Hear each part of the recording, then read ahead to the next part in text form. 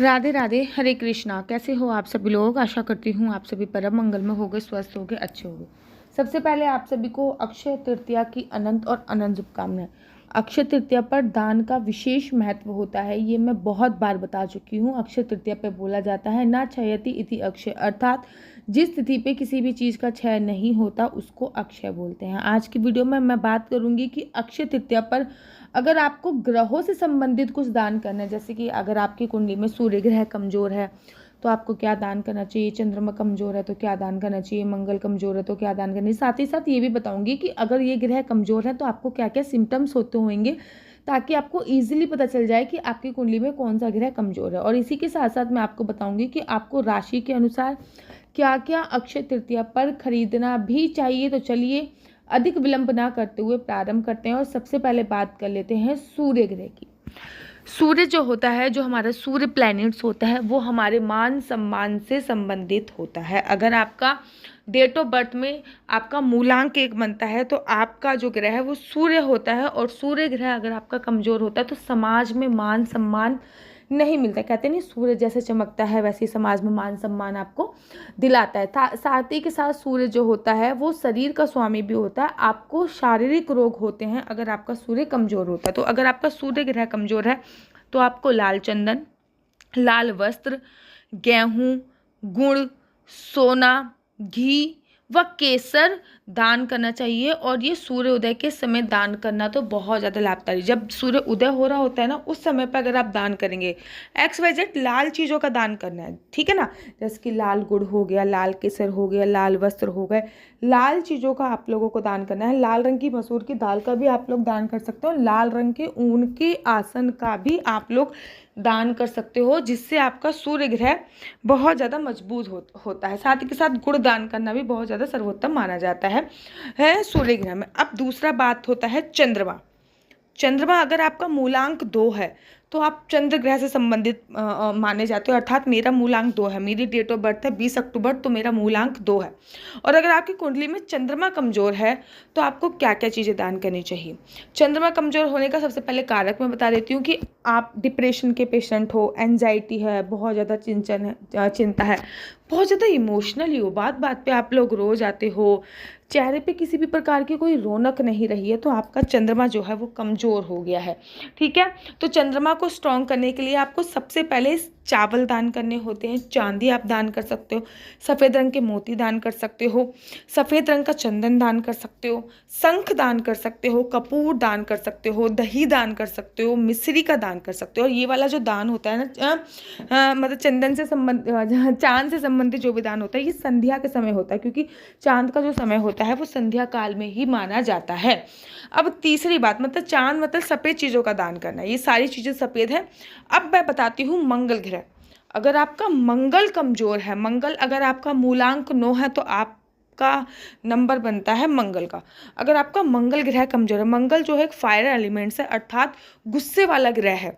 तो इस साल का जो राजा भी हैं वो भी मंगल ही हैं।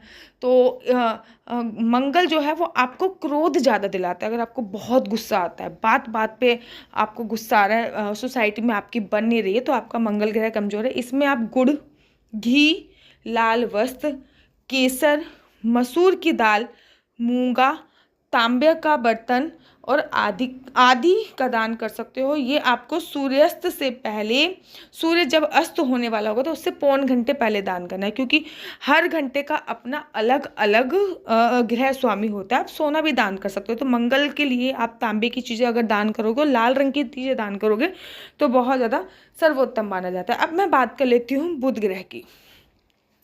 बुध जो है वो नंबर 5, अगर आपका मूलांक नंबर 5 बनता है तो आप बुध ग्रह से संबंधित होते हो। और अगर आपका बुध ग्रह कमजोर है तो आवाज़ में तुतलाहटपन आपको जो सुनाता है, वाणी जो होती है वो क्लियर नहीं होती। कहते नहीं काली जवान, वो बुध ग्रह के कमजोर होने से ही काली जवान होती है। बुध ग्रह जब कमजोर होता है तो आपको एक तो पौधों में पानी डालना चाहिए, सबसे सर्वोत्तम है। कांसे के पात्र को आपको दान करना चाहिए, मूंग दान करना चाहिए, फल दान करना चाहिए, पन्ना दान करना चाहिए, स्वर्ण दान करना चाहिए। और साथ ही के साथ दान का जो समय है वो संध्या के समय हो तो बहुत ज़्यादा सर्वोत्तम माना जाता है। साथ ही के साथ अगर बुध कमजोर है तो गणेश भगवान जी का व्रत भी आप लोग कर सकते हो। अब हम बात कर लेते हैं बृहस्पति ग्रह की। मैं हमेशा कहती हूँ लड़कियों के लिए और महिलाओं के लिए सबसे पावरफुल जो ग्रह है वो बृहस्पति ही है।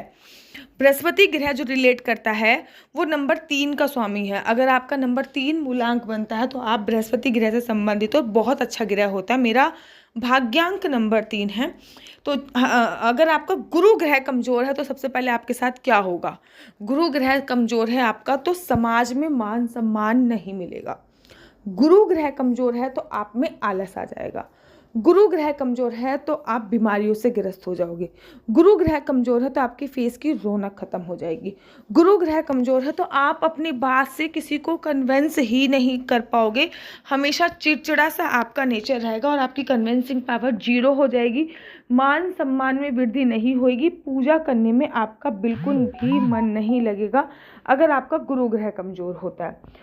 तो इसके लिए आप चने की दाल का दान कर सकते हैं, धार्मिक पुस्तकों का दान कर सकते हैं, पुखराज का दान कर सकते हैं, पीला वस्त्र का दान कर सकते हैं, हल्दी का दान कर सकते हैं, केसर का दान कर सकते हैं, पीले रंग के फल आदि का दान भी कर सकते हैं। और यह दान संध्या के समय ही करना चाहिए, इस बात का ध्यान रखना। अब आता है शुक्र ग्रह, कलयुग का सबसे पावरफुल ग्रह है और कलयुग में सबका फेवरेट नंबर ही शुक्र ग्रह, अर्थात 6 नंबर मूलांक वाले। सिया का नंबर भी 6 है, भाग्यांक भी 6 है और मूलांक भी 6 है।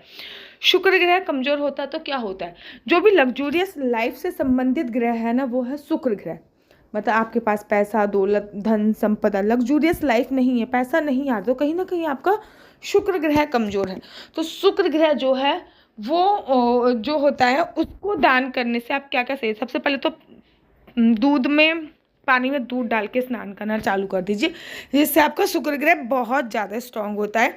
और साथ ही के साथ आप चावल हो गया, चांदी हो गई, मिश्री होगी, दूध हो गया, दही हो गया, इत्र हो गया, सफ़ेद चंदन आदि का दान सूर्योदय के समय करना चाहिए। मतलब जब सूर्य का उदय हो रहा होता है तब इन सभी चीज़ों का दान करने से आपका शुक्र जो होता है वो मजबूत होता है। अब आता है शनि का दान।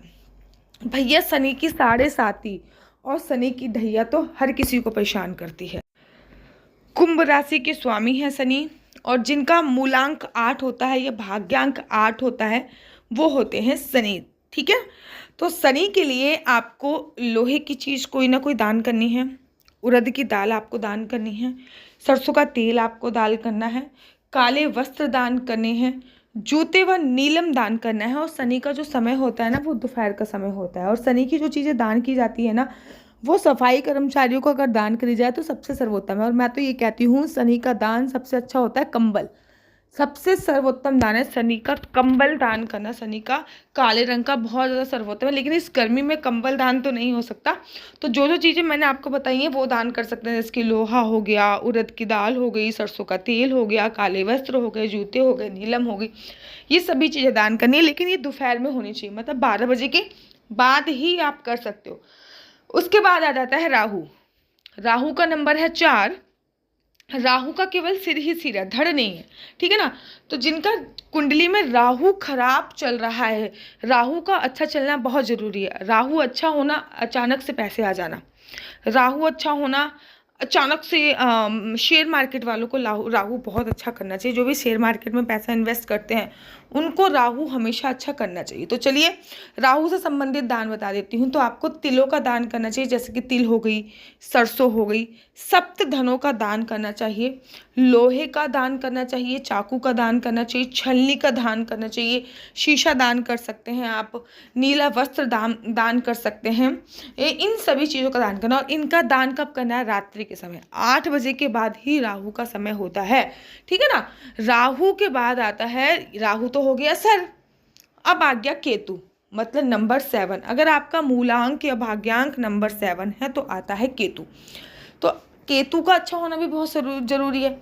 अगर केतु अच्छा नहीं होगा तो फिजिकल वर्क करने का बिल्कुल भी काम मन नहीं करेगा, मतलब आलस बहुत ज़्यादा आ जाता है जब केतु अच्छा नहीं होता। तो इसमें आपको लोहे की चीज़ दान करनी है, लोहा दान करना है, तिल दान करना है, 7 तरीके के दान जो होते हैं वो, मतलब राहु और केतु का दान जो है ना दोनों सिमिलर ही दान है, लगभग सिमिलर ही है। ठीक है, तेल दान करने हैं, 2 रंग या फिर चितकबरे कंबल दान करने हैं, अन्न दान करना है, वस्त्र दान करने हैं, शस्त्र दान कर सकते हैं आप, ठीक है ना, सोना दान कर सकते हो। तो ये सारी चीज़ें हो गई दान करने की।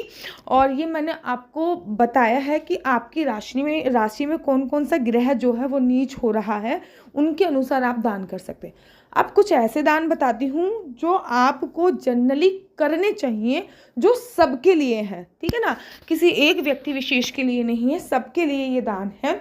चाहे आपकी कुंडली में कोई भी कमज़ोर हो, चाहे ना कमज़ोर हो कोई भी ग्रह, लेकिन आपको ये दान तो अवश्य करने हैं। तो उनमें से सबसे पहला दान आता है आपको पानी का दान। 11 गिलास, 1 लीटर, 2 लीटर, जितना ज़्यादा शिकंजी बना लीजिए, रूअफ़ज़ा बना लीजिए, फ्रूटी बना लीजिए, आम रस बना लीजिए, जो भी चीज़ बना सकते हो वो बना के, अगर आम रस बना सकते हो तो सबसे बेस्ट है, क्योंकि आम होता है पीला और भगवान विष्णु से संबंधित होता है, और भगवान विष्णु का ही दिन अक्षय तृतीया माना जाता है। रूअफ़ज़ा भी बना सकते हो गुलाबी का, लेकिन आम रस सबसे बेस्ट है। तो सबसे पहले 11 गिलास या 21 गिलास आपको पानी दान करना है, एनी हाउ पानी दान करना है, ठीक है।